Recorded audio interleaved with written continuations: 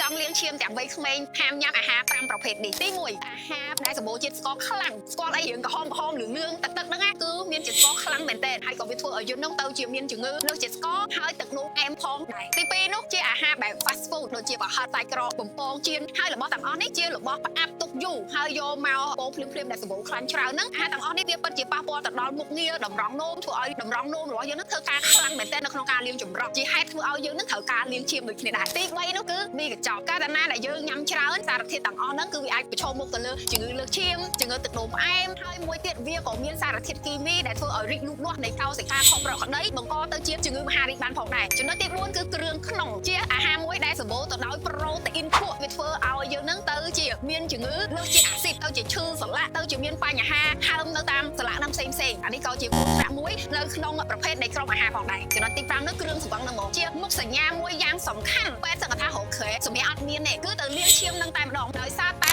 គ្រឿងសម្បឹងដែលយើងញ៉ាំច្រើនលើលោកវាប៉ះពាល់ទាំងស្រុងទៅលើតម្រង់នោមរហូតដល់បងប្អូនគាត់ថាហេតុអីអត់សូវញ៉ាំទឹកផងអត់សូវញ៉ាំបាយផងញ៉ាំតែស្រាមិនពោះកាន់តែធំប្រយ័ត្នទេទឹកនេះគឺជាចំណុចសំខាន់បំផុតនៅក្នុង5ចំណុចដែលអាចឲ្យអ្នកជំងឺគាត់ប្រឈមមុខនឹងការលាងឈាមទាំងវ័យក្មេងក៏មានដែរមើលវីដេអូនេះហើយព្រមមុខបងប្អូនណាដែលចូលចិត្តញ៉ាំអ្វីខ្លាំងជាងគេក្នុងចំណោម5មុខនេះកុំភ្លេចខមមិននៅខាងក្រោមអ្នកគ្រូសៃពៅចាំស្គាល់ផងដែរចា